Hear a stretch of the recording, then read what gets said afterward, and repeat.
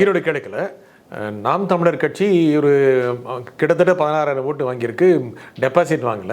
23,810 16% மன்னிக்கணும், 16%. 23,000 ஓட்டு வாங்கியிருக்கு. 23,800க்கு பக்கத்தில். ஆனால் நோட்டா அதிகமாச்சு அப்படின்னா நிறைய கட்சி நிற்கலை. அதிமுக நிற்கலை, பாஜக நிற்கலை, இன்னும் மற்ற கட்சியெலாம் நிற்காத போது அவர்களுக்கு போக வேண்டிய வாக்குகள் நோட்டாக்கு போயிருக்கலாம்ல. அதாவது போன தடவை பை எலெக்ஷன்லேயே வந்து பார்த்தீங்கன்னா அதிமுகவில் தென்னரசு நிற்கிறார். அவர் 44,000 சில்லற ஓட்டு வாங்குறார். அப்போ அந்த 44,000 சில்லற ஓட்டு நோட்டாக்கு போயிருந்தால் அதிமுகவுக்கு போடுறீங்க பூரா திமுகவுக்கு போடுறதுக்கு பிடிக்கல, அதனால நோட்டாக்கு போட்டாங்க அப்படிங்களாம்.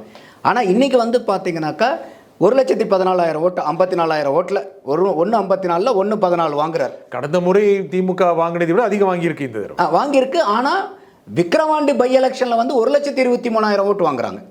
இங்கே வந்து 1,14,000 ஓட்டு தான் வாங்க. போலிங் கம்மின்னு நினைக்கிறேன். போலிங் வந்து சொன்ன மாதிரி வந்து பார்த்தீங்கன்னா ஒரு 70% கீழே தான், ஒரு 69.67 என்னமோ தான் பர்சன்டேஜ்.